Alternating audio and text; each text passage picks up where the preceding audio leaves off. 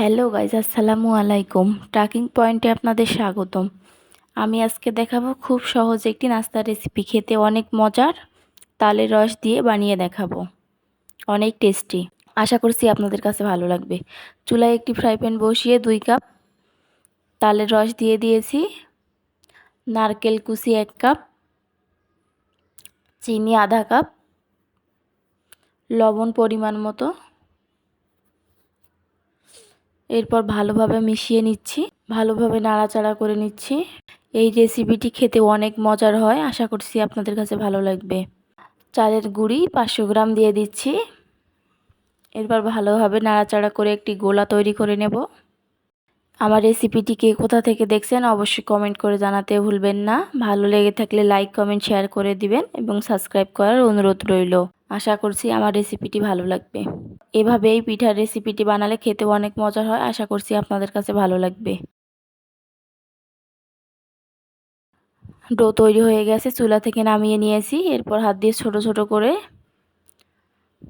মেরা পিঠা বানিয়ে নিচ্ছে।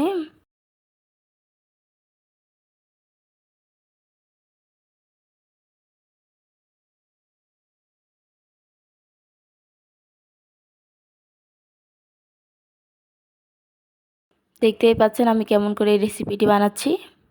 এভাবে আপনারাও তৈরি করবেন, খেতে অনেক মজার, আশা করছি ভালো লাগবে। সবগুলো রেসিপি একইভাবে বানিয়ে নিচ্ছি। সবগুলো রেসিপি বানিয়ে নেওয়া হয়ে গেছে। এবার চুলায় একটি ফ্রাই প্যান বসিয়ে পানি দিয়ে দিচ্ছি।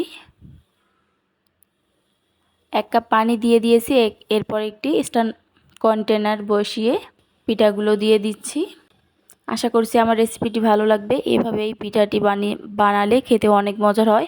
আমার কাছে এই পিঠাটি অনেক ভালো লাগে। ঢাকনা দিয়ে দিয়েছি, মাঝারি আছে 10 থেকে 15 মিনিট জাল করব। হয়ে গেছে, একটা টুথপিকের সাহায্যে দেখে নিলাম হয়ে গেছে। এরপর চুলা থেকে নামিয়ে নিয়েছি।